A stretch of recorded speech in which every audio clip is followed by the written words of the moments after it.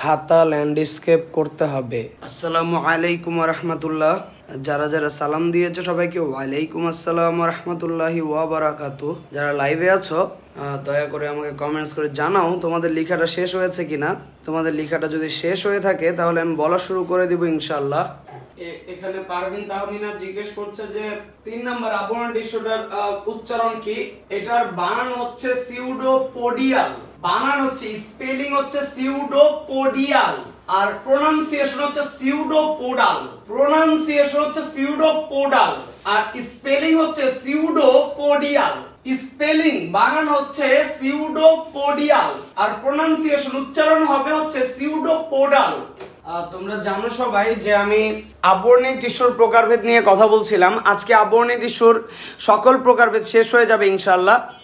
আমরা আবরণী টিস্যুর প্রথমে বলেছিলাম আকৃতি, অবস্থান আর কাজের ভিত্তিতে আবরণী টিস্যু 3 প্রকার: স্কোয়ামাস বা আইসাকার, কিউবয়েডাল বা ঘনক আকৃতির, আর কলামনার বা স্তম্ভ আকৃতির। আবার আমরা গত ক্লাসে বলেছিলাম যে ভিত্তি পর্দার উপর সজ্জার ভিত্তিতে আবরণী টিস্যু আরো 3 প্রকার: সাধারণ বা সিম্পল এপিথেলিয়াল টিস্যু, স্ট্রাটিফাইড আর হচ্ছে সিউডো স্ট্রাটিফাইড। এটা গত ক্লাসে গিয়েছিল।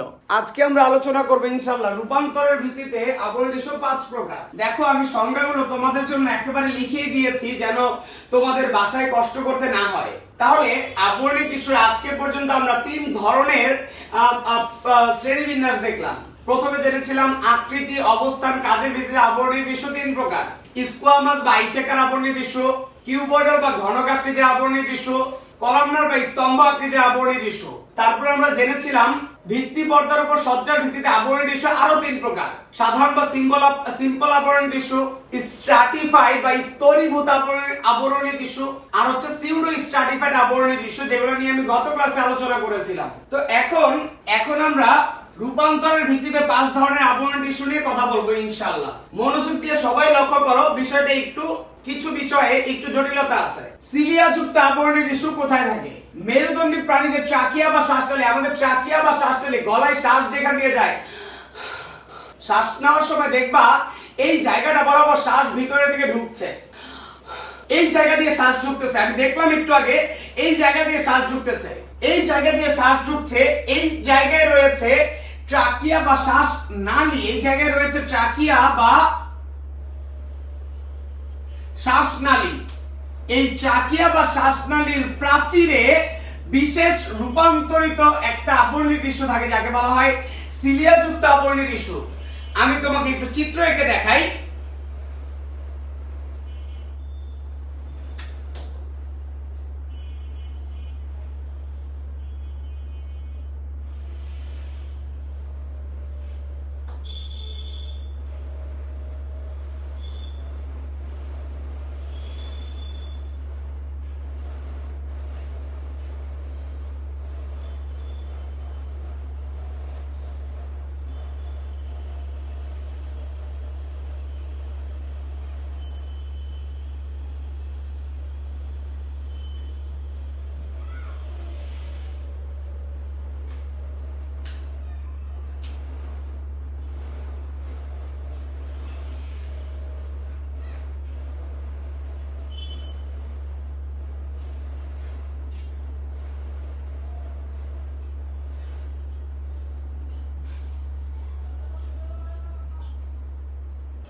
রাফাতুল ফারা মোহাম্মদ সজীব আইডি থেকে বলছে চিত্র কি আঁকা লাগবে কিনা? অবশ্যই চিত্র আঁকা লাগবে। চিত্র না আঁকলে তুমি পরীক্ষা হলে ভালো নাম্বার পাবা কিভাবে? আর হচ্ছে চিত্রটা তুমি দেখিয়ে দিলে পরীক্ষা হলে তোমার স্যারও খুশি হবে আর চিত্রটা আঁকা থাকলে তোমার বুঝতেও সুবিধা হবে ইনশাআল্লাহ। তো এখানে আমরা সূক্ষ্ম চুলের মতো কিছু বা সূক্ষ্ম লোমের মতো কিছু অংশ দেখতে পাচ্ছি শ্বাসনালীতে। এটা হচ্ছে ট্রাকিয়া বা শ্বাসনালী। তাহলে আমাদের নাক দিয়ে যখন আমরা শ্বাস নেই, ট্রাকিয়া বা শ্বাসনালীতে বাতাসটা যাওয়ার পরে সেই বাতাসটা কেমন সেটা বোঝার জন্য আমাদের শ্বাসনালীতে রয়েছে অসংখ্য লোমের মতো, পশমের মতো সিলিয়া। সিলিয়া যে আবরণী টিস্যুতে থাকে তাকে বলা হয় সিলিয়া যুক্ত আবরণী টিস্যু। দেখো মেরুদণ্ডী প্রাণীদের ট্রাকিয়া বা শ্বাসনালীর প্রাচীরে রূপান্তরিত বিশেষ যে আবরণী টিস্যু পাওয়া যায় তাকে বলা হয় সিলিয়া যুক্ত আবরণী টিস্যু। তাহলে আমি আরেকটু বোঝানোর চেষ্টা করি। তোমরা মণিপুরের রাস্তায় যখন হাঁটাহাঁটি করো ধুলাবালি যখন নাক দিয়ে ঢুকে যায়, নাক দিয়ে ঢোকার পর যখন এই শ্বাসনালী ট্রাকিয়ার মধ্যে চলে আসে এই বাতাসটা, ধুলাবালি যুক্ত বাতাসের এই ধুলাগোলা, এই ধূলিকণাগুলোকে সিলিয়া ধরতে পারে এবং সিলিয়া এদেরকে ধরে উল্টা আমাদের কাশির সৃষ্টি করে। কাশতে কাশতে এই ধুলাগুলা বের হয়ে যায়, তারপরে আমাদের বডিটা রিফ্রেশ হয়ে যায়। এর মানে বাতাস যখন তুমি নিলা নাক দিয়ে নিঃশ্বাসের সাথে মণিপুরের রাস্তায়, যত ধুলাবালি তুমি গ্রহণ করছো সেই ধুলাবালি প্রত্যেকটাকে সিলিয়া ধরে ধরে বাইরে বের করে দিচ্ছে। সিলিয়া আমার বন্ধু, এই বন্ধু আমার দেহে যে বাতাস ঢুকে, বাতাসের মধ্যে ধুলাবালি ময়লা আবর্জনা থাকে সেগুলোকে শনাক্ত করে বাইরে বের করে দেয়। তাহলে আমি তোমাকে বলতে চাই, আমাদের সিলিয়া যুক্ত আবরণী টিস্যু আমাদের শ্বাসনালীতে থাকে। আল্লাহ হচ্ছে শ্বাসনালীতে এরকম হচ্ছে লোমের মতো সিলিয়া দিল কেন? কারণ জানে যে তোমরা মণিপুরের রাস্তায় হাঁটাচলা করবা এবং মণিপুরের রাস্তায় অসংখ্য ধুলাবালি আর ব্যাকটেরিয়া রয়েছে। প্রত্যেকটা ধুলাবালি ব্যাকটেরিয়াকে ধরে কাশির মাধ্যমে বের করে দিবে এই সিলিয়া। তাহলে মেরুদণ্ডী প্রাণীদের ট্রাকিয়া বা শ্বাসনালীতে, মেরুদণ্ডী প্রাণীদের ট্রাকিয়া বা শ্বাসনালীর প্রাচীরে রূপান্তরিত বিশেষ আবরণী টিস্যু থাকে যাদেরকে বলা হয় সিলিয়া যুক্ত আবরণী টিস্যু। মণিপুরের রাস্তা দিয়ে একটা ছেলে হাঁটার সময় খুব জোরে কাশতেছে, এখন ছেলেটা কাশতেছে, আমি বললাম বাবা কাশছো কেন? বলে স্যার আমার শ্বাসনালীতে রয়েছে সিলিয়া যুক্ত আবরণী টিস্যু এবং আমি মণিপুরের রাস্তা দিয়ে হাঁটার সময় আমার কিছু ধুলা নাক দিয়ে ঢুকে গিয়েছিল, তাই আমার সিলিয়াগুলো আমাকে রিফ্রেশ করছে, পরিষ্কার করছে। আপনি 2 মিনিট ওয়েট করেন, আমি কাশতে কাশতে পরিষ্কার হয়ে যাব। আরেকটা ছেলেকে আমি দেখলাম রাস্তায়, মণিপুরের রাস্তায় মাস্ক পরে ঘুরতেছে। আমি ওকে বললাম যে বাবা তুমি মাস্ক পরে ঘুরছো কেন? ও বলছে স্যার আমার দেহের ভিতরে আছে শ্বাসনালীতে সিলিয়া যুক্ত আবরণী টিস্যু, ধুলাবালি ঢুকলেই কাশি হয়, কাশতে কাশতে স্যার আর ভালো লাগে না, তাই হচ্ছে মাস্ক পরে বের হয়েছি যাতে মণিপুরের রাস্তার এই ধুলাবালি আমাকে কষ্ট দিতে না পারে। তাহলে এই ছেলে মেয়েগুলা দ্বিতীয় অধ্যায় পড়েছিল, ওরা জানে যে ওদের শ্বাসনালীতে ট্রাকিয়া রয়েছে। এই ট্রাকিয়া বা শ্বাসনালীতে রূপান্তরিত বিশেষ একটা আবরণী টিস্যু রয়েছে যেখানে লোম বা পশমের মতো সিলিয়া রয়েছে। এই লোম বা পশমের মতো সিলিয়া ধুলাবালি, ব্যাকটেরিয়া, ভাইরাসকে শনাক্ত করে দেহের বাইরে বের করে দেয়। যতক্ষণ তারা ব্যাকটেরিয়া, ভাইরাসকে বাইরে বের করে দিচ্ছে আমরা সুস্থ আছি। মাঝে মধ্যে দেখা যায় ভাইরাস, ব্যাকটেরিয়া একটু চালাক হয়ে যায়, তখন তারা ভিতরে ঢুকে যায় খুব দ্রুত।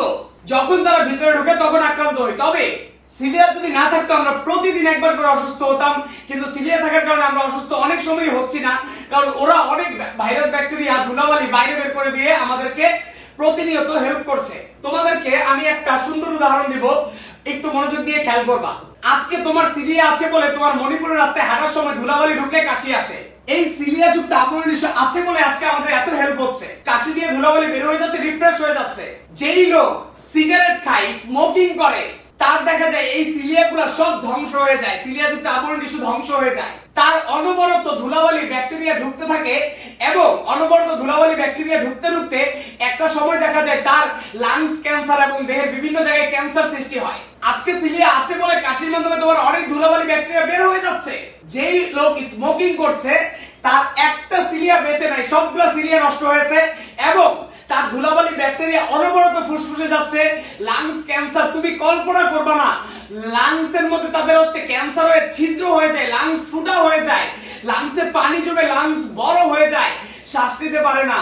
আমি তোমাদেরকে বলতে চাই, তোমাদের বাসায় আমার কাছে যারা ক্লাস করো, যদি কারো বাবা এই ধরনের অভ্যাস থাকে, কারো বাবার যে স্মোকিং করে, সিগারেট থাকে, ছেলে মেয়ে হিসেবে তোমার আজকে দায়িত্ব যে এই রোজার মাসের মধ্যে তাকে সিগারেট থেকে তুমি দূরে সরাবা।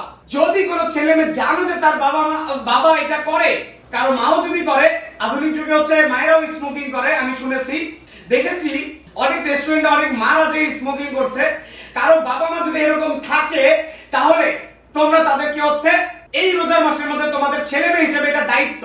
স্মোকিং করা বর্তমানে স্মোকিং মানে ইসলামিক স্কলাররা বলছে স্মোকিংটা হারাম। হারাম মানে এই স্মোকিং করলে তার নামাজ হবে না, যে স্মোকিং করে মসজিদে যাচ্ছে তার নামাজ হচ্ছে না। তো একটা হারাম কাজের সাথে সে কেন লিপ্ত যেটা তার ক্ষতি করছে? অনেকে বলে যে স্মোকিং করলে একটু ভালো লাগে, একটু হচ্ছে টেনশন দূর হয়। কোনো টেনশন দূর হয় না। যেই লোক স্মোকিং করছে তার নিকোটিনের বিষ ঢুকে তার হতাশাকে আরো বাড়িয়ে দেয়। আসসালামু আলাইকুম। আসসালাম। দ্রুত বলবেন, এটাও আমি ক্লাসে আছি। আমাকে মেসেজ দিয়ে লাস্ট ডিজিট সবকিছু ইনফরমেশন লিখে রাখতে বলেন বাচ্চাকে। আমাকে মেসেঞ্জারে মেসেজ দিয়ে লাস্ট ডিজিট ইনফরমেশন সবকিছু আমাকে মেসেঞ্জারে দিয়ে রাখতে বলেন। আমার হচ্ছে 4-5টা বিকাশ নাম্বার, আমার 4-5টা বিকাশ নাম্বার। যে আপনি ইনফরমেশন গুলো আমাকে মেসেঞ্জারে দিয়ে রাখেন, আমি ক্লাসে আছি তো আমি আপনার সাথে এখন হচ্ছে কথা বলতে পারছি না। সুমাইয়া আতিকা বলছে যে কারো বাবা যদি হচ্ছে তার কথা না শুনে কেমন সন্তান হলো যে বাবাকে হচ্ছে একটা কথা শোনাতে পারো না? তো এমন সন্তানের কি দরকার আছে যে বাবা মাকে তুমি হচ্ছে একটা ভালো কাজের জন্য তুমি বাবা মাকে হেল্প করতে পারবে না? এত অভিনয় পারো তোমরা, এত নাটক পারো, এই এতটুকু কাজ করতে পারবে না বাবা মার জন্য? সে অনবরত একটা গুনাহ করে যাচ্ছে, তুমি কেন তাকে হেল্প করছো না? তাহলে এভাবে আমি অনেক ছেলে মেয়েকে হচ্ছে আমি শুনেছি যে তারা শুধুমাত্র এই সন্তানরা তাদের বাবাকে হচ্ছে সিগারেট খাওয়া থেকে দূরে সরিয়ে দিয়েছে উইদিন 1 উইক। তারা কিভাবে পারে? তো সেই সন্তান হও যেই সন্তান হলে বাবা মার একটু উপকার হয়। অনেকের বাবা হচ্ছে আমি জানি যে স্মোকিং করে, অনেক বাবা স্মোকিং করতে করতে আমার কোচিং এ ওঠে, মানে কি হাউ ডেয়ার! তাদের হচ্ছে এতটাই হচ্ছে মানে অবস্থা খারাপ যে হচ্ছে স্মোকিং করে এসেছে, কথা বলতেছে, তার হচ্ছে সামনে বসা যাচ্ছে না, সে নিজের ক্ষতি করছে এবং আশেপাশে সবার ক্ষতি করছে। স্মোকিং একটা হারাম কাজ যেখানে সিলিয়াগুলো সব ধ্বংস হয়ে যাচ্ছে এবং অনবরত সব ধুলাবালি ব্যাকটেরিয়া ভাইরাস সব ঢুকতেছে, তার লাংস ক্যান্সার কষ্টে। অনেকে বলে যে হচ্ছে আমি তো দীর্ঘ 20 বছর ধরে স্মোকিং করছি, কিচ্ছু হয় না। হ্যাঁ, আপনারা যদি হচ্ছে ঢাকা মেডিকেল এবং সরকারি মেডিকেলগুলোতে যে এই লাংস ক্যান্সারের রোগীগুলোকে দেখেন তখন আর বুঝবেন না, তখন বোঝা যাবে কতটা কষ্টে তারা ভুগছে। শ্বাস নিতে পারে না, বসতে পারে না, শুতে পারে না, এতটা কষ্ট হয় তাদের। তোমরা গুগল আছে তোমাদের কাছে, সার্চ দিয়ে একটু দেখো স্মোকিং করা লাংস কেমন আর হচ্ছে নন স্মোকারদের লাংস কেমন, স্মোকারদের লাংস কেমন, নন স্মোকারদের লাংস কেমন। তুমি একটু দেখো, দেখলে তুমি ভয় পেয়ে যাবা। ছিদ্র হয়ে যায় লাংস গুলা, বাতাস নিচ্ছে আর হচ্ছে বাতাস রাখতে পারতেছে না ফুসফুস গুলা। ভবিষ্যতে তাদের হচ্ছে স্ট্রোক, হার্ট অ্যাটাক, মারাত্মক মারাত্মক রোগ সৃষ্টি হচ্ছে শুধুমাত্র এই স্মোকিং এর কারণে। হারাম একটা কাজ তারা করে বেড়াচ্ছে। কিছু লোক বলে আমি সারাদিন রোজা রেখেছি, একটা সিগারেট রোজা রেখে খাই নাই, কিন্তু ইফতারির পরে হচ্ছে 3-4টা সিগারেট খেয়ে ফেলেছি। খুব মানে গর্ব করে বলছে সে। মদ খাওয়া যেমন হারাম, সিগারেট খাওয়াটা তেমন হারাম একটা বিষয়, অথচ এটাকে আমরা কেয়ারই করছি না। বাবা মার প্রতি প্রত্যেকটা ছেলে মেয়ের হচ্ছে এই দায়িত্ব দিলাম আজকে। তো শুধু পড়াশোনা করবা, বলদের মতো শিক্ষিত হবা, সেই বলদ শিক্ষার্থী আমার দরকার নাই। যে শিক্ষার্থী জাতির জন্য বাবা মার জন্য একটু উপকার করতে না পারে তাদের কি দরকার? মূর্খ এইরকম হচ্ছে শিক্ষার্থী তো দরকার নাই, যারা হচ্ছে বইয়ের বুলি শুধু পড়তে পারবে, পৃথিবীতে বাবা মার করে হেল্প করতে পারবে না, তাদের কি দরকার? তাহলে আমি তোমাদেরকে বলতে চাই, এই সিলিয়া যুক্ত আবরণ আমাদের শ্বাসনালীতে আল্লাহ ন্যাচারালি দিয়েছে। আল্লাহ হচ্ছে যে মানুষকে এত সূক্ষ্মভাবে বানিয়েছে প্রত্যেকটা কাজের জন্য। তুমি দেখো আল্লাহ হচ্ছে কি বানিয়েছে মানুষের দেহে, সূক্ষ্ম চুলের মতো কিছু অংশ শ্বাসনালীতে রেখেছে, যেটা হচ্ছে ধুলাবালি ব্যাকটেরিয়াকে হচ্ছে বাইরে বের করে দিবে, ন্যাচারাল ফিল্টার করছে আমাদের বডিকে। এবং আল্লাহ হচ্ছে বলে দিয়েছে যেগুলো হচ্ছে বডিতে ক্ষতি করে, নেশাজাত বস্তু সবকিছু হচ্ছে হারাম, এগুলো খাওয়া যাবে না। তো তোমার বডি একটা সফটওয়্যার, যে সফটওয়্যারটা আল্লাহ বানিয়েছে সেই সফটওয়্যারটাকে কিভাবে চালাতে হবে সেটা কোরআন হাদিসে লিখে দিয়েছে। তো তোমার এই সফটওয়্যারটাকে কিভাবে চালাবা, তোমার কোরআন হাদিস অনুযায়ী চলতে হবে না? স্পষ্ট লেখা আছে নেশাজাত বস্তু খাওয়া যাবে না। তোমাদেরকে আরেকটা কথা বলে রাখি, বলা আছে যে নেশাজাত বস্তু গ্রহণ করে সে জান্নাতে তো যাবেই না, জান্নাতের ঘ্রাণও শুকতে পারবে না। জান্নাতের ঘ্রাণ অনেক দূর থেকে হচ্ছে মানুষ পাবে, এত সুন্দর সুমধুর ঘ্রাণ। তারা জান্নাতে তো যাবেই না, জান্নাতের ঘ্রাণটাও পাবে না, এত দুর্ভাগ্য কপাল পোড়া তারা। তো যেসব ছেলে মেয়েরা আছো, বাবা মার জন্য হচ্ছে কিছু করতে পারো আর না পারো, এতটুকু উপকার করতে পারো, বাবা মার জন্য কিভাবে করবা সেটা তোমার দায়িত্ব। এত নাটক করো, এত অভিনয় করো, বন্ধুদের সাথে এত ফান করো, এই কাজটা করতে পারো না? কিভাবে বাবা মাকে হচ্ছে অন্য বিনয় করে তুমি বুঝাবে সেটা তোমার দায়িত্ব, সেটা আমি তোমাকে কেন বলে দিব? তোমার বাবা মাকে তুমি কিভাবে কনভিন্স করবে সেটা তোমার দায়িত্ব। তাহলে আমি তোমাদেরকে বলতে চাই, মেরুদণ্ডী প্রাণীদের সবার কাছে বললাম, স্মোকারদের লাংস, নন স্মোকারদের লাংস দেখবা, গুগলে সার্চ দিয়ে দেখবা। যেই বাবা স্মোকিং করে তার সন্তানগুলা হচ্ছে মায়ের পেটে থাকা অবস্থায়, ভ্রূণাবস্থায় হচ্ছে ক্ষতিগ্রস্ত হওয়া শুরু করে। যেই বাবা সিগারেট খায় তার আশেপাশে, তার ফ্যামিলিতে বাবার হচ্ছে তার স্ত্রী, তার সন্তান, তার বাসায় যারা আছে সবাই এটাতে আক্রান্ত হচ্ছে। তাহলে এভাবে ফ্যামিলিকে ক্ষতিগ্রস্ত করার তো কোনো মানে নাই। তাহলে সিলিয়া যুক্ত আবরণ টিস্যু, সিলিয়েটেড এপিথেলিয়াল টিস্যু রয়েছে মেরুদণ্ডী প্রাণীদের ট্রাকিয়া বা শ্বাসনালীতে, শ্বাসনালী বা ট্রাকিয়ার প্রাচীরে রূপান্তরিত বিশেষ যে আবরণ টিস্যু দেখা যায় তাকে সিলিয়া যুক্ত আবরণ টিস্যু বা সিলিয়েটেড এপিথেলিয়াল টিস্যু বলে। তাহলে আমি তোমাদেরকে আরেকবার বলছি, সিলিয়াযুক্ত আবরণী টিস্যু বা সিলিয়েটেড এপিথেলিয়াল টিস্যু কাকে বলে? মেরুদণ্ডী প্রাণীদের ট্রাকিয়া বা শ্বাসনালীর প্রাচীরে রূপান্তরিত বিশেষ যে আবরণী টিস্যু দেখা যায় তাকে সিলিয়াযুক্ত আবরণী টিস্যু বা সিলিয়েটেড এপিথেলিয়াল টিস্যু বলে। আশা করছি তোমরা বুঝতে পেরেছো। তো আসো ফ্লাজেলাযুক্ত আবরণী টিস্যুটা একটু জেনে নেই। প্রথমে এখানে আমরা দেখতে পাচ্ছি লেখা আছে ফ্লাজেলাযুক্ত আবরণী টিস্যু থাকে হাইড্রার এন্ডোডার্মে। হাইড্রার এন্ডোডার্মে সূক্ষ্ম সুতার মতো এই অংশগুলো থাকে, সূক্ষ্ম সুতার মতো এই আবরণী টিস্যুগুলো থাকে ফ্লাজেলাযুক্ত আবরণী টিস্যু। তোমরা কিছুদিন আগে ক্লাস 8 এ পাস করেছো, তোমরা হাইড্রা আঁকতে পারো সবাই আমি আশা করছি। হাইড্রার এন্ডোডার্ম মানে হচ্ছে হাইড্রার অন্তত্বক, এন্ডোডার্ম মানে ভেতরের ত্বক। হাইড্রার এন্ডোডার্ম বা অন্তত্বকে সূক্ষ্ম সুতার মতো, সুতার মতো একটু আগে বলেছিলাম পশমের মতো, মানে খুবই ছোট ছোট। সিলিয়াগুলো হচ্ছে পশমের মতো খুবই ছোট ছোট, আর এটা হচ্ছে সূক্ষ্ম সুতার মতো মানে একটু বড় বড়। সূক্ষ্ম সুতার মতো যেই অংশটা দেখা যাচ্ছে এগুলোকে বলা হয় ফ্লাজেলা, এগুলোকে বলা হচ্ছে ফ্লাজেলা। ফ্লাজেলা আছে বলে এই আবরণী টিস্যুকে বলা হয় ফ্লাজেলাযুক্ত আবরণী টিস্যু। তাহলে হাইড্রার এন্ডোডার্মের ফ্লাজেলা আছে, সূক্ষ্ম সুতার মতো ফ্লাজেলা, সূক্ষ্ম সুতার মতো ফ্লাজেলা আছে বলে এই আবরণী টিস্যুকে বলা হচ্ছে ফ্লাজেলাযুক্ত আবরণী টিস্যু। আমি তোমাকে বলতে চাই ফ্লাজেলাযুক্ত আবরণী টিস্যুর কাজটা কি? তুমি বলতে চাও যে স্যার এই হাইড্রার এন্ডোডার্মের সূক্ষ্ম সুতার মতো অংশ থেকে লাভ কি? হাইড্রার দেহে যে খাবারগুলো ঢোকে, খাবারের সাথে বিভিন্ন পানি এবং এনজাইমগুলোকে ভালোভাবে মিশায় এই সুতাগুলো। হাইড্রার দেহে যখন খাবারগুলো ঢোকে, হাইড্রার পেটে যখন খাবার ঢোকে, খাবারকে ভালোভাবে পানি এবং এনজাইমের সাথে মিশানোর জন্য এই সুতাগুলা নড়াচড়া করে কাজ করে।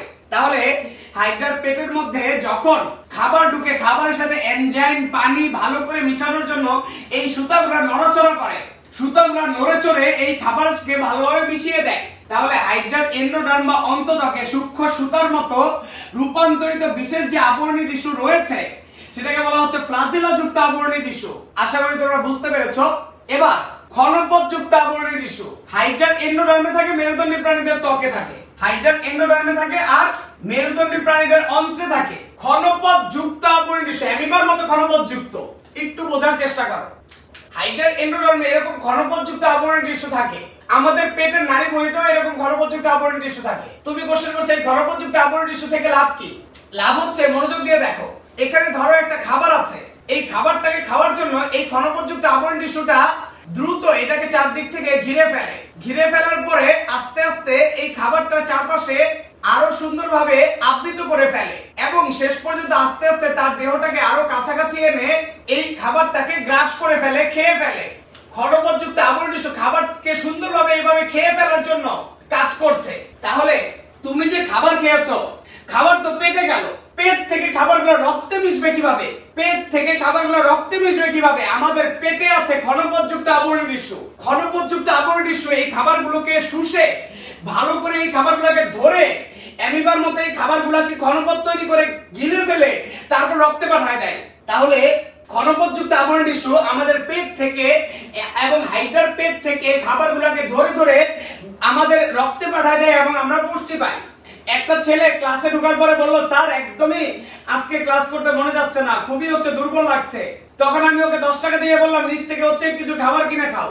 ও সিঙ্গারা খেলো এবং সিঙ্গারা খাওয়ার পরে এসে বলল, স্যার আমার একদম এখন ফিট, আমি এখন যা বলবেন তাই করতে পারবো, কোনো সমস্যা নেই, এখন আমার ফিট হয়ে গেল। আমি বললাম খাবারটা পেটে যাওয়ার পরে তুমি কিভাবে এত সতেজ হয়ে গেলা? ও বলবে, স্যার আমার পেটে রয়েছে ক্ষণপথযুক্ত আবরণী টিস্যু, আমার পেটে রয়েছে ক্ষণপথযুক্ত আবরণী টিস্যু, সিউডোপোডাল এপিথেলিয়াল টিস্যু। আমি খাবারটা খাওয়ার পরে আমার ক্ষণপথযুক্ত আবরণী টিস্যু খাবারগুলোকে ধরে রক্তে পাঠিয়ে দিয়েছে, এখন আমার রক্তে পুষ্টি চলে এসেছে, আমি পুষ্টি পেয়ে সতেজ হয়ে গিয়েছি। তাহলে আমাদের পেটে বা অন্ত্রে নাড়িভুঁড়িতে আর হাইড্রার এন্ডোডার্মে বা ভেতরের দিকে এরকম ক্ষণপথযুক্ত আবরণী টিস্যু থাকে, যেগুলা এই ক্ষণপথযুক্ত আবরণী টিস্যু থাকে যেটা আমাদের দেহের মধ্যে পুষ্টিগুলোকে রক্তে মিশাতে সাহায্য করছে। আশা করছি বুঝতে পারছো। জননাঙ্গের আবরণী টিস্যু। তাহলে ক্ষণপথযুক্ত আবরণী টিস্যু সংজ্ঞাটা বলে দিয়ে যাই। হাইড্রার এন্ডোডার্ম এবং মেরুদণ্ডী প্রাণীদের অন্ত্রে অ্যামিবার মতো ক্ষণপথযুক্ত যে বিশেষ রূপান্তরিত আবরণী টিস্যু দেখা যায় তাকে ক্ষণপথযুক্ত আবরণী টিস্যু বা সিউডোপোডাল এপিথেলিয়াল টিস্যু বলে। জননাঙ্গের আবরণী টিস্যু বা জার্মিনাল এপিথেলিয়াল টিস্যু। আমাদের জননাঙ্গে পুরুষ জননাঙ্গ থেকে শুক্রাণু তৈরি হয়, স্ত্রী জননাঙ্গ থেকে ডিম্বাণু তৈরি হয়। তবে পুরুষের জননাঙ্গে শুক্রাণু তৈরি করে জননাঙ্গের আবরণী টিস্যুটা, স্ত্রীর ডিম্বাণু তৈরি করে জননাঙ্গের আবরণী টিস্যুটা। তাহলে পুরুষ প্রজননাঙ্গ স্ত্রী প্রজননাঙ্গের আবরণী টিস্যু থেকে শুক্রাণু এবং ডিম্বাণু তৈরি হয়। তাহলে একটা গুরুত্বপূর্ণ নৈমিত্তিক মণিপুর স্কুলে প্রায়ই আসে যে প্রাণীদেহে 4 ধরনের টিস্যু আছে, আবরণী কলা, যোজক কলা, পেশি কলা, স্নায়ু কলা। প্রাণীদেহে 4 ধরনের টিস্যু রয়েছে, আবরণী কলা, যোজক কলা, পেশি কলা, স্নায়ু কলা। কোন প্রাণী টিস্যু শুক্রাণু ডিম্বাণু তৈরি করে? আমাদের 4 ধরনের টিস্যু আছে প্রাণীদেহে, আবরণী কলা, যোজক কলা, পেশি কলা, স্নায়ু কলা। কোন টিস্যুটা, কোন প্রাণী টিস্যু শুক্রাণু ডিম্বাণু বা জনন কোষ তৈরি করে? তোমরা দেখতে পাচ্ছ যে আবরণী টিস্যু থেকে শুক্রাণু ডিম্বাণু তৈরি হয়। তাহলে বিশেষভাবে রূপান্তরিত যে আবরণী টিস্যু থেকে শুক্রাণু এবং ডিম্বাণু উৎপন্ন হয়, শুক্রাণু ডিম্বাণু উৎপন্ন হয়ে প্রজননে অংশগ্রহণের মাধ্যমে প্রজাতির ধারা অক্ষুণ্ণ রাখে। তোমরা জানো শুক্রাণু ডিম্বাণু মিলনের মাধ্যমে জাইগোট এবং নতুন একটা সন্তান হয়। শুক্রাণু ডিম্বাণু মিলনের মাধ্যমে জাইগোট এবং নতুন একটি সন্তান উৎপাদন হয়। তাই বিশেষভাবে রূপান্তরিত যে আবরণী টিস্যু থেকে শুক্রাণু ডিম্বাণু উৎপন্ন হয়ে প্রজননে অংশগ্রহণের মাধ্যমে প্রজাতির ধারা অক্ষুণ্ণ রাখে, অর্থাৎ জনন কোষ উৎপাদনকারী সেই বিশেষ আবরণী টিস্যুকে বলা হচ্ছে জননাঙ্গের আবরণী টিস্যু। জননাঙ্গের আবরণী টিস্যু বা জার্মিনাল এপিথেলিয়াল টিস্যু, গ্রন্থি আবরণী টিস্যু বা গ্ল্যান্ডুলার এপিথেলিয়াল টিস্যু। বিভিন্ন ধরনের রস নিঃসরণ করে আমাদের গ্রন্থিগুলা। আচ্ছা মনোযোগ দাও এখন। আমাদের শেষ আবরণী টিস্যুটার নাম হচ্ছে গ্রন্থি আবরণী টিস্যু। গ্রন্থি আবরণী টিস্যুর ইংরেজি হচ্ছে গ্ল্যান্ডুলার এপিথেলিয়াল টিস্যু। যেই আবরণী টিস্যু বিভিন্ন ধরনের রস নিঃসরণ করে তাকে বলা হচ্ছে গ্রন্থি আবরণী টিস্যু বা গ্ল্যান্ডুলার এপিথেলিয়াল টিস্যু। এখন কথা হচ্ছে যে গ্রন্থি আবরণী টিস্যুটা কি? আমাদের দেহে গ্রন্থি আবরণী টিস্যু অসংখ্য রয়েছে, কিন্তু আজকে বোঝানোর জন্য একটা সিম্পল উদাহরণ দেব। যেমন আমাদের মুখে অসংখ্য লালা নিঃসৃত হচ্ছে, লালাটা নিঃসৃত হচ্ছে গ্রন্থি আবরণী টিস্যু। এখানে রূপম বলি বলছে গ্রন্থি আবরণী টিস্যু কোনটা? গ্রন্থি আবরণী টিস্যু বোঝানোর জন্য আমি তোমাকে বলি, জিহ্বাটা উপরে তুললে এখানে দেখবা কিছু গুটি গুটি দানা রয়েছে। আমি জানি না তোমরা দেখতে পাচ্ছ কিনা। আমাদের জিহ্বাটাকে যখন উপরে তুলি তখন এই জায়গায় কিছু হচ্ছে ছোট ছোট গুটি গুটি দানা দেখা যায়। এগুলা হচ্ছে গ্রন্থি আবরণী টিস্যু। এই জায়গা থেকে হচ্ছে স্যালাইভা বা হচ্ছে লালা নিঃসৃত হয়। গ্রন্থি আবরণী টিস্যু অনবরত রস নিঃসরণ করে আমাদের মুখটাকে ভেজা রাখছে। গ্রন্থি আবরণী টিস্যু না থাকলে মুখটা শুকিয়ে যেত ভিতরে একদম। তাহলে গ্রন্থি আবরণী টিস্যু অনবরত লালা নিঃসৃত করছে। একটা বন্ধু আমাকে গল্প বলছে যে ও মণিপুর স্কুল খুলে গিয়েছে, প্রথম দিন টিফিনে ওর মা ওকে অনেক সুন্দরভাবে বিরিয়ানি রান্না করে দিয়েছে। ও বিরিয়ানির বক্সটা খোলার সাথে সাথেই ওর পাশের বান্ধবী ঢোক গিলতেছে। ও যেই বন্ধু বিরিয়ানি নিয়ে গেছে সে বলছে যে তুমি ঢোক গিলছো কেন? ও বলছে আমার আছে গ্রন্থি টিস্যু, আমার মুখ থেকে লালা নিঃসরণ হচ্ছে তোমার বিরিয়ানি দেখে, একটু বিরিয়ানি দাও তাহলে আমার গ্রন্থি টিস্যু একটু ঠান্ডা হবে। আরেকটা বন্ধু একদিন তার বন্ধুর সাথে গল্প করছে যে আমি ফুচকার দোকানে গিয়েছি, ডেঞ্জারাস ফুচকাটা ছিল, অসাধারণ মজাদার ফুচকা, এবং সেখানে টকটা এত মজার ছিল যে হচ্ছে আমি টক দিয়ে ফুচকাগুলো খেয়েছি এবং 2 প্লেট ফুচকা খেয়েছি। এই গল্প শোনার সাথে সাথে বন্ধু হচ্ছে ঢোক গিলতেছে। তখন তুমি বলবে যে ঢোক গিলছো কেন? ও বলবে আমার আছে গ্রন্থি টিস্যু। তুমি এই গল্প বলার সাথে সাথে আমার গ্রন্থি টিস্যু উত্তেজিত হয়ে দ্রুত লালা নিঃসরণ করছে। এখন তুমি আমাকে ফুচকা খাওয়ানোর মাধ্যমে আমার গ্রন্থি টিস্যুকে ঠান্ডা করো। এভাবে গ্রন্থি টিস্যু মাঝে মধ্যে ফুচকার দোকানে যখন ফুচকা হচ্ছে হাতে নিয়েছো, অনেকের দেখবা লালা শাই করে বের হচ্ছে, কারণ হচ্ছে তার রয়েছে গ্রন্থি টিস্যু। গ্রন্থি টিস্যু থেকে অনবরত এভাবে লালা রস নিঃসরণ হয়ে আমাদের মুখকে ভেজা রাখে এবং কোনো খাবার গ্রহণের সময় আমাদের মুখের ভিতরে একটা উত্তেজনা তৈরি করে। তোমার এক বন্ধু চালতার আচার নিয়ে এসেছে, মণিপুর স্কুল খুলে যাওয়ার পর চালতার আচার নিয়ে এসেছে, একজন বড়ই আচার নিয়ে এসেছে, একজন আমের আচার নিয়ে এসেছে, একজন আম শক্ত নিয়ে এসেছে। এগুলো দেখার পর তোমার মুখ দিয়ে অনবরত সমুদ্রের মতো পানি বের হচ্ছে। তখন তোমার বন্ধুরা তোমাকে বলবে কি হয়েছে তোমার? তখন তুমি কি বলবা? যে আমার আছে গ্রন্থি টিস্যু, যেটা অনবরত এইরকম খাবার দেখে উত্তেজিত হয়ে লালা রস নিঃসরণ করে। তাহলে আমাদের দেহে বিভিন্ন ধরনের রস নিঃসরণকারী যে গ্রন্থি টিস্যু রয়েছে, আমাদের দেহে রস নিঃসরণকারী যে বিশেষ আবরণী টিস্যু রয়েছে তাদেরকে বলা হচ্ছে গ্রন্থি টিস্যু বা গ্ল্যান্ডুলার এপিথেলিয়াল টিস্যু। 5টা আবরণী টিস্যু নিয়ে আলোচনা করেছি। সিলিয়া যুক্ত আবরণী tissue, ciliated epithelial tissue, flagella যুক্ত আবরণী টিস্যু, ফ্ল্যাজেলেটেড এপিথেলিয়াল টিস্যু, ক্ষণপথযুক্ত আবরণী টিস্যু, সিউডোপোডাল এপিথেলিয়াল টিস্যু, জননাঙ্গের আবরণী টিস্যু, জার্মিনাল এপিথেলিয়াল টিস্যু, গ্রন্থি আবরণী টিস্যু, গ্ল্যান্ডুলার এপিথেলিয়াল টিস্যু। তোমাদের কারো কোনো প্রশ্ন থাকলে এখন প্রশ্নগুলো আমি নিব, প্রশ্নের অ্যানসার দেওয়ার পরে আমি নেক্সট টপিকে যাব ইনশাআল্লাহ। ইয়াসমিন আমিন বলেছে যারা আগে স্মোকিং করতো কিন্তু এখন ছেড়ে দিয়েছে তাদের কি সারা জীবন গুনাহ হয়? আল্লাহ রাব্বুল আলামিন বলেন যে আল্লাহ রাব্বুল আলামিন হচ্ছে গফুরুর রহিম, সবচেয়ে ক্ষমাশীল। আল্লাহ রাব্বুল আলামিন হচ্ছে আর রহমান আর রহিম, সবচেয়ে ক্ষমাময়, পরম দয়ালু। আল্লাহর কাছে সবচেয়ে জঘন্য গুনাহ হচ্ছে আল্লাহর সাথে কাউকে শিরক করা, মানে হচ্ছে আল্লাহ না সে কিছু করতে পারে। যেমন অনেকেই বলছে বর্তমানে যে করোনা ভাইরাসের কারণে মৃত্যু হয়েছে, এটা একটা শিরক হয়ে গেছে। করোনা ভাইরাস কাউকে মারতে পারে না। মৃত্যু লেখা আছে আল্লাহর কাছে, যে কবে মৃত্যু হবে তার, কবে জন্ম হবে তার। যেই দিন মৃত্যু লেখা আছে সেই দিন মারা যাবে। করোনা ভাইরাস কাউকে মারে না। এগুলো শিরকি কথাবার্তা। তো এই বড় শিরকের গুনাহ যদি কেউ বলে যে আল্লাহ ভুল করে ফেলেছে, মাফ করে দাও, তাহলে আল্লাহ মাফ করে দিবেন। আদিম যুগে তোমরা শুনেছ অনেকে চন্দ্রকে হচ্ছে আল্লাহ মানতো, সূর্যকে আল্লাহ মানতো, আগুনকে আল্লাহ মানতো। এগুলা শিরক। আল্লাহ বলেছে আমি এমন এক সত্তা যেটাকে পৃথিবীর চোখ কোনোদিন দেখতে পাবে না। তোমার এই ধারণার থেকে আল্লাহ অনেক ঊর্ধ্বে, আল্লাহকে কেউ কোনোদিন দেখতে পারবে না। তারা চন্দ্র সূর্য আগুনকে পূজা করে, যেই চন্দ্র সূর্য আগুনকে আল্লাহ সৃষ্টি করেছে। তো তুমি যদি এই শিরক করে ফেলো তাও আল্লাহর কাছে মাপ চাইলে আল্লাহ মাফ করে দিবে, তবে মৃত্যুর আগে মাপ চাইতে হবে।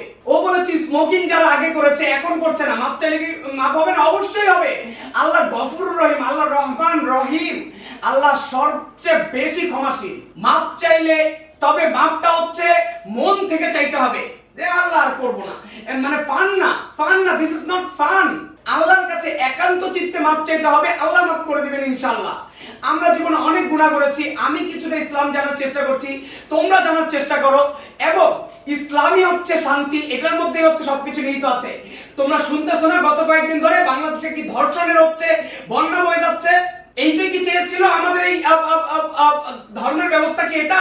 বড় বড় হচ্ছে শিল্পপতি, বড় বড় হচ্ছে মন্ত্রীরা, এমপিরা হচ্ছে ছোট ছোট বাচ্চা মেয়েদেরকে নিয়ে ধর্ষণ করতেছে, ঘরের মধ্যে রেখে রেখে ধর্ষণ করছে। এবং সে মেয়েরাই কত খারাপ, এই মেয়েরাই কত খারাপ, টাকার বিনিময়ে বিক্রি হয়ে যাচ্ছে, দেহকে বিক্রি করছে টাকার বিনিময়ে। অথচ কোরআনে সূরা আন-নূর, সূরা নিসার মধ্যে বলা আছে ছেলেদেরকে বলা আছে দৃষ্টি নিচু করো, রাস্তা দিয়ে হাঁটবা দৃষ্টি নিচু করে হাঁটবা, কোনো মহিলার দিকে তোমার দৃষ্টি যাবে না। মেয়েদেরকে বলা আছে পূর্ণ পর্দা করো, তোমার ফেস কোনোদিন কেউ দেখতে পাবে না, তোমার বডি কেউ কোনোদিন দেখতে পাবে না। তোমরা দেখছো না এগুলো করছে মানুষজন? আমি যখন পর্দার কথা বলি, কিছু গার্ডিয়ান এসে বলে যে পর্দা করবো কিভাবে, এত বাচ্চা মেয়ে পর্দা করে কি? 9-10 এর মেয়ে বাচ্চা মেয়ে বলতেছে। এই 9-10 এর মেয়ে হচ্ছে আজকে ধর্ষণের শিকার। 9-10 এর মেয়ে আজকে শিল্পপতির হচ্ছে কাছে যে থাকতেছে, দেখেন না আপনি? বাসা থেকে হচ্ছে বলছে বাসা ভালো লাগে না আমার, ওই শিল্পপতির বাসায় গিয়ে থাকবে।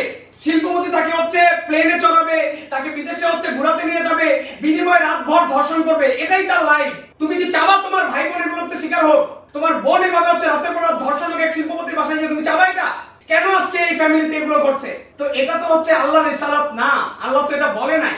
আল্লাহ বলছে ছেলেদেরকে দৃষ্টি নিচু করো, তাকাতে পারবে না তুমি হচ্ছে কোনো মেয়ের দিকে।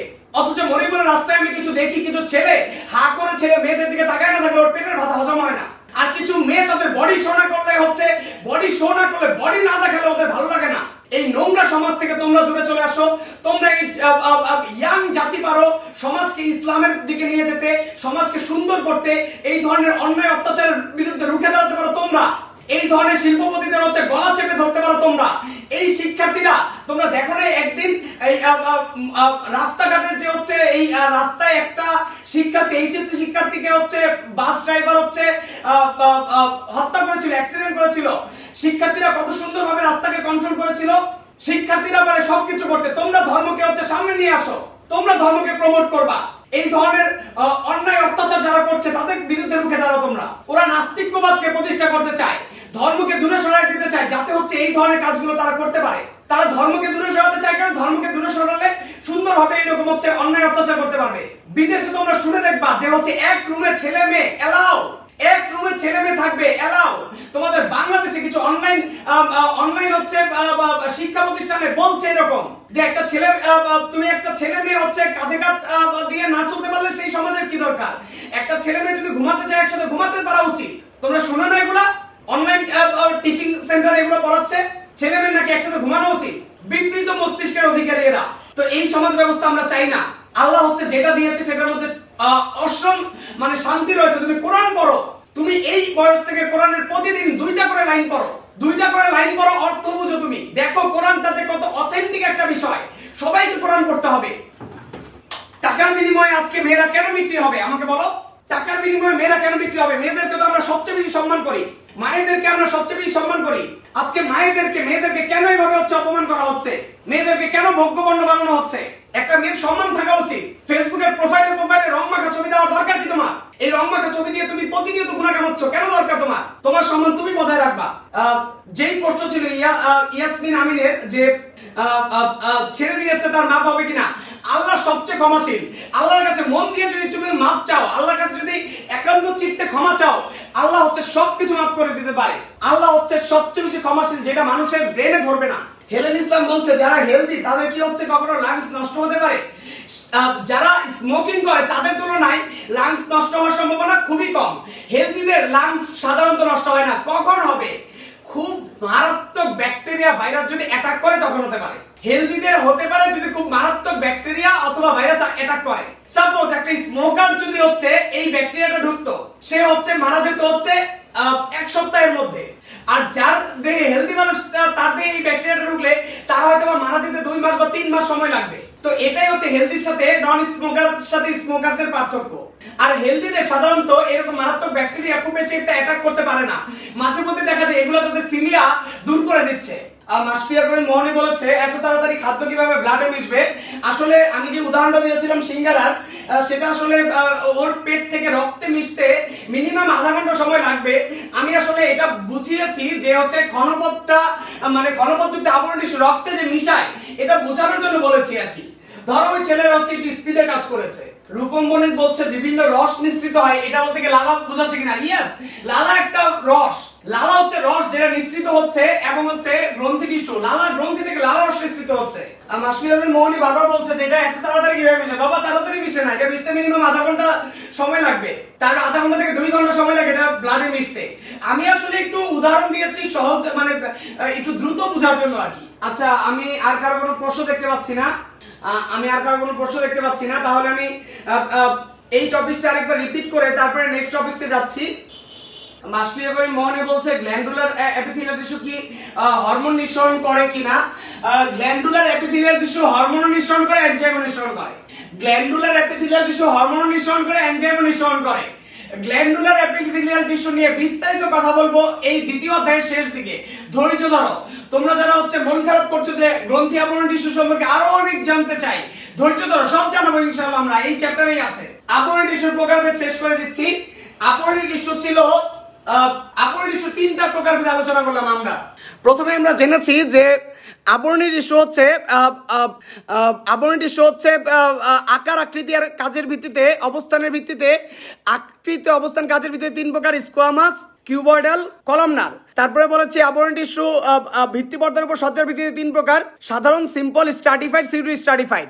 আজকে বলছি রূপান্তরের ভিত্তিতে, কাজের জন্য রূপান্তরের ভিত্তিতে 5 প্রকার। যেটা সিলিয়া তৈরি করে তাকে বলা হয় সিলিয়েটেড বা সিলিয়াযুক্ত আবরণী টিস্যু।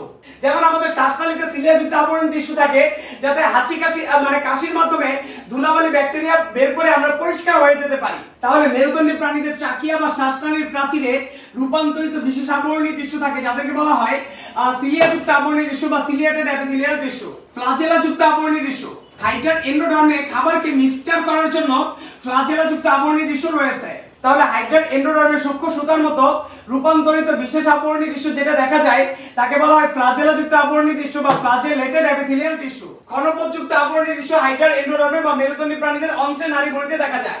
হাইড্রার এন্ডোডার্মে এবং মেরুদণ্ডী প্রাণীদের অন্ত্রে অ্যামিবার মতো ঘনপথযুক্ত যে বিশেষ আবরণী টিস্যু দেখা যায় তাকে বলে ঘনপথযুক্ত আবরণী টিস্যু বা সিউডোপোডাল এপিথেলিয়াল টিস্যু। জননাঙ্গের আবরণী টিস্যু শুক্রাণু ডিম্বাণু তৈরি করে। বিশেষভাবে রূপান্তরিত যে আবরণী টিস্যু থেকে শুক্রাণু এবং ডিম্বাণু উৎপন্ন হয়ে প্রজননে অংশগ্রহণের মাধ্যমে প্রজাতির ধারা অক্ষুণ্ণ রাখে। অর্থাৎ জননকোষ বা শুক্রাণু ডিম্বাণু উৎপাদনকারী সেই বিশেষ আবরণী টিস্যুকে বলা হচ্ছে জননাঙ্গের আবরণী টিস্যু বা জার্মিনাল এপিথেলিয়াল টিস্যু। বিভিন্ন ধরনের রস নিঃসরণ করে যে আবরণী টিস্যু, বিভিন্ন ধরনের রস নিঃসরণকারী রূপান্তরিত বিশেষ ধরনের আবরণী টিস্যুকে বলা হচ্ছে গ্রন্থি আবরণী টিস্যু বা গ্ল্যান্ডুলার এপিথেলিয়াল টিস্যু। আমরা নেক্সট আরেকটা টপিক আলোচনা করে এই চ্যাপ্টারটা মানে আবরণী টিস্যু শেষ করবো ইনশাআল্লাহ। আর একটু লেখা বাকি আছে, ওটা লিখলে আবরণী টিস্যু শেষ হয়ে যাবে, আজকেই শেষ করে দিতে চাই।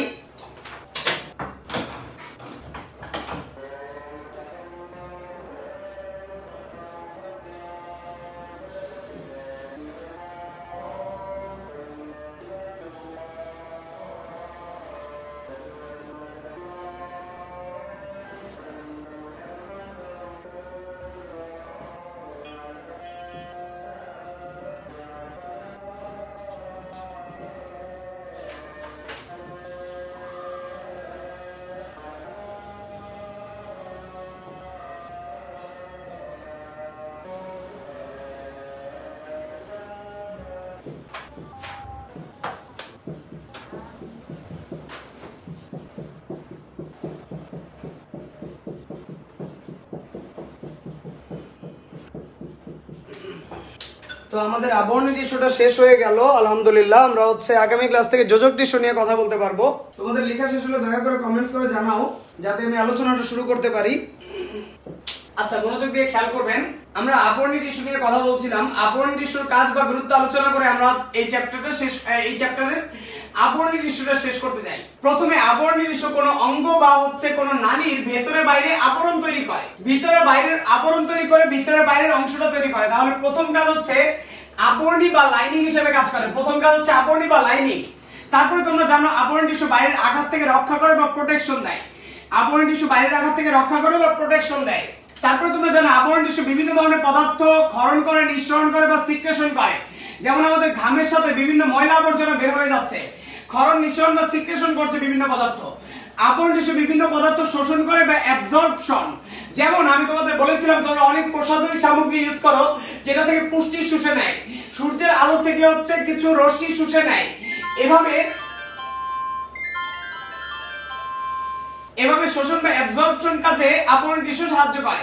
আমাদের একটা কোষ থেকে আরেকটা কোষে বিভিন্ন পদার্থ পরিবাহিত হয় ব্যাপনের মাধ্যমে। সেই আবরণী টিস্যু দিয়ে ব্যাপনের মাধ্যমে একটা কোষ থেকে আরেকটা কোষে বিভিন্ন পদার্থ পরিবাহিত হয়। তাহলে এটা ব্যাপন বা ডিফিউশন কাজে সাহায্য করে। এভাবে ব্যাপনের মাধ্যমে এক কোষ থেকে আরেক কোষে বিভিন্ন পদার্থ পরিবাহিত হয়। ব্যাপনের মাধ্যমে এক কোষ থেকে আরেক কোষে বিভিন্ন পদার্থ পরিবহন বা ট্রান্সপোর্টেশন ঘটে। তোমরা একটু আগে শুনলে আবরণী টিস্যু রূপান্তরিত হয়ে গ্রন্থি টিস্যুতে পরিণত হয়, যেটা বিভিন্ন ধরনের রস নিঃসরণ করে। একটু আগে তোমরা শুনলে আবরণী টিস্যু রূপান্তরিত হয়ে জনন টিস্যুতে রূপান্তরিত হয়, যে জনন টিস্যু থেকে শুক্রাণু ডিম্বাণু তৈরি হয়ে আমাদের দেহের গুরুত্বপূর্ণ কাজে অংশগ্রহণ করে। তাহলে আবরণী টিস্যুর 8টা কাজ। আবরণী বা লাইনিং দেয়, বাইরের আঘাত থেকে রক্ষা বা প্রোটেকশন, বিভিন্ন পদার্থ ক্ষরণ, নিঃসরণ, সিক্রেশন, বিভিন্ন পদার্থ শোষণ বা অ্যাবজর্পশন, এক কোষ থেকে আরেক কোষে ব্যাপন বা ডিফিউশনের মাধ্যমে বিভিন্ন পদার্থ পরিবহন বা ট্রান্সপোর্ট, গ্রন্থি টিস্যুতে রূপান্তরিত হয়, জনন টিস্যু শুক্রাণু ডিম্বাণুতে রূপান্তরিত হয়। যারা লাইভে আছো কোনো প্রশ্ন থাকলে আমাকে কমেন্টস করে জানাও, না থাকলে আজকের আলোচনা শেষ করে দিতে চাই। আমাদের আজকের আলোচনা এখানে আমরা শেষ করে আগামী ক্লাস থেকে যোজক টিস্যু নিয়ে কথা বলবো ইনশাআল্লাহ। তোমরা জানো দীর্ঘ 3টা ক্লাস জুড়ে আমরা আবরণী টিস্যু নিয়ে কথা বলছি। তো আজকে আমাদের আবরণী টিস্যুটা শেষ হলো আলহামদুলিল্লাহ। প্রত্যেকটা প্রকারভেদ ভালো করে তোমরা শিখে রাখবা, কারণ এগুলো এক একটা সৃজনশীল পরীক্ষায় আসার জন্য উপযুক্ত।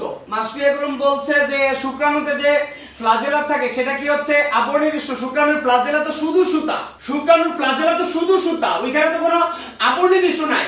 শুধু একটা সুতাকে তুমি আবরণী টিস্যু কিভাবে করবা? তুমি বুঝো না এই জিনিসটা। তাহলে এইটা একটা আবরণী টিস্যু, এইটা একটা আবরণী টিস্যু। আবরণী টিস্যুর মধ্যে অনেক সুতা বা ফ্লাজেলা রয়েছে। তো এই আবরণী টিস্যুটার নাম ফ্লাজেলেটেড আবরণী টিস্যু বা হচ্ছে ফ্লাজেলাযুক্ত আবরণী টিস্যু। শুক্রাণুর মধ্যে তো একটা ফ্লাজেলা, এই ফ্লাজেলেটেড আবরণী টিস্যু হয় কিভাবে? মাসফি আকরম মোহনী, তুমি বুঝতে পারলে আমাকে কমেন্টস করে জানাবা। আজকে আমরা আবরণী টিস্যু শেষ করে ফেললাম। ইনশাআল্লাহ আমরা নেক্সট ক্লাস থেকে যোজক টিস্যু নিয়ে কথা বলবো। তো আশা করছি আর কারো কোনো সমস্যা নেই, আমি আর কারো কোনো প্রশ্ন দেখতে পাচ্ছি না। তো বিদায় নিচ্ছি আজকের মতো। সবাইকে আসসালামু আলাইকুম ওয়া রাহমাতুল্লাহি ওয়া বারাকাতুহু। যারা যারা সালাম দিয়েছে সবাইকে ওয়ালাইকুম আসসালাম ওয়া রাহমাতুল্লাহি ওয়া বারাকাতুহু।